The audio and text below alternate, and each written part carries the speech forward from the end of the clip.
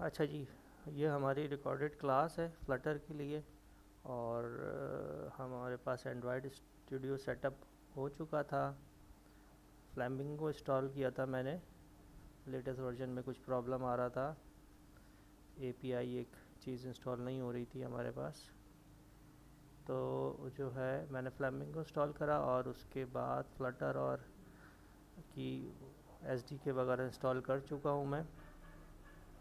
तो हमारे पास जो सबसे पहली चीज़ फ्लटर में हमें करनी होती है वो डार्ट सीखनी होती है। डार्ट प्रोग्रामिंग लैंग्वेज है और जावा स्क्रिप्ट और जावा से सिमिलर है, तो उसी की तरह की है डार्ट।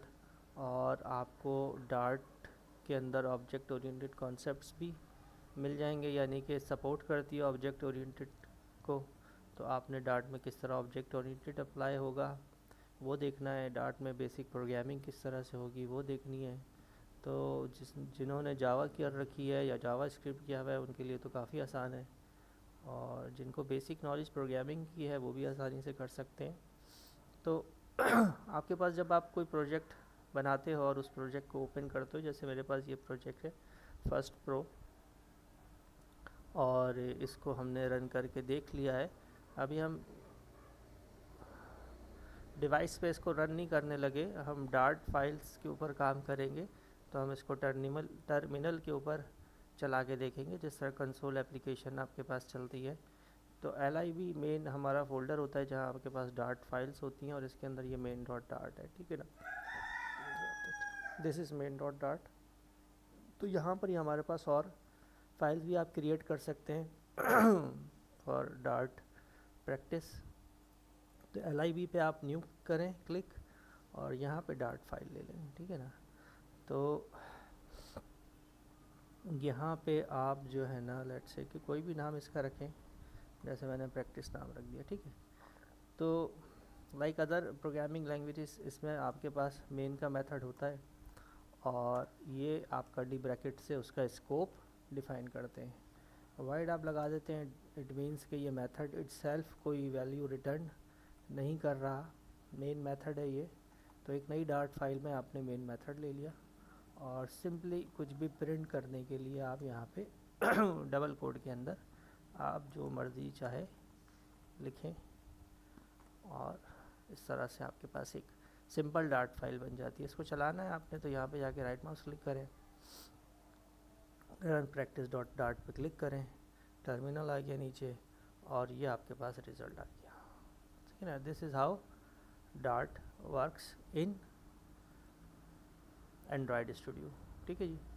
तो इसी तरीके से मेरे पास कुछ और फाइल्स हैं जो कि आसान हैं बहुत, और लेसन 1 में तो मैं यही काम कर रहा हूँ। लेसन 2 के अंदर देखिए मैं क्या कर रहा हूँ कि मैंने कहा है कि भाई अपना नाम, यानी कि ये डिस्प्ले करवाऊँ, तो ये मैं प्रिंट से भी करवा सकता हूँ, और std out डॉट राइट से भी करवा सकता हूँ। और std out डॉट राइट आप समझ लें इसका मेथड है, और मेथड किस लिए है कि आप इससे आउटपुट जनरेट कर सकते हैं, और ये आउटपुट जनरेट हो रहा है।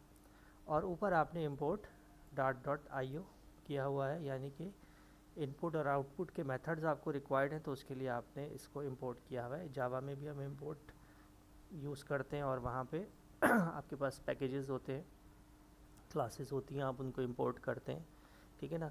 तो इसी तरीके से आपके पास डार्ट के अंदर भी है। तो ये आपने समझ लें एक तरीके से ये इनपुट आउटपुट की डायरेक्टरी इंपोर्ट करवा लिए, ताकि आप इसके मेथड्स को इस्तेमाल कर सकें। फिर आपने एक और मेथड है रीड लाइन सिंक, ठीक है ना। तो रीड लाइन सिंक क्या करता है, रीड लाइन सिंक आपके पास इनपुट लेता है, ठीक है, और std in dot read line in, तो ये आपके पास मेथड है जो आपके पास इनपुट लेता है। इसको आपने एक वेरिएबल के अंदर सेव करवा दिया, var से आपने एक वेरिएबल डिफाइन करा, और फिर आपने इसको प्रिंट करवा दिया।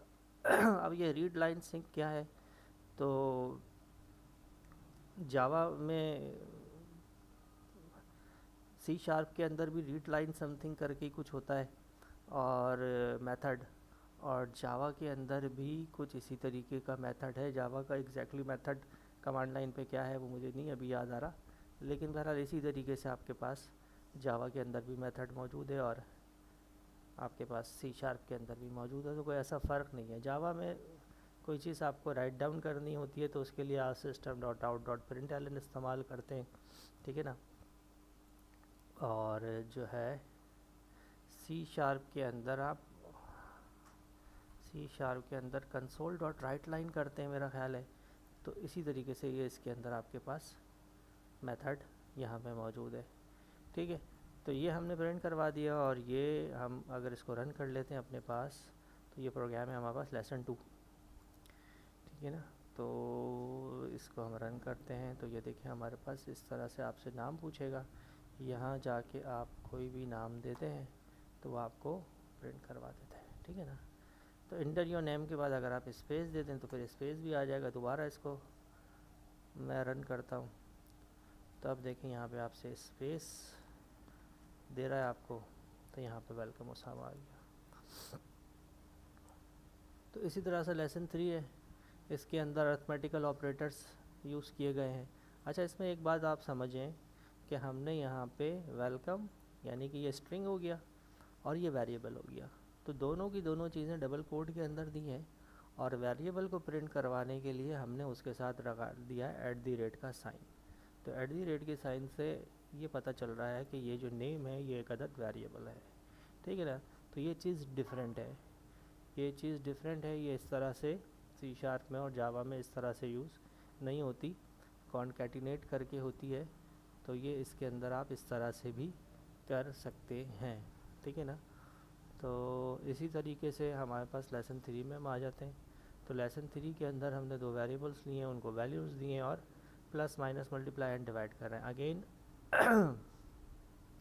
राउंड ब्रैकेट है, और अंदर 2 वैल्यूज़ को प्लस करने के लिए हमने कर्ली ब्रैकेट लिया हुआ है, और चूंकि वो दोनों वेरिएबल्स हैं तो उसके साथ हमने ब्रैकेट के बाहर यहाँ पे ये डॉलर का साइन लगा दिया है।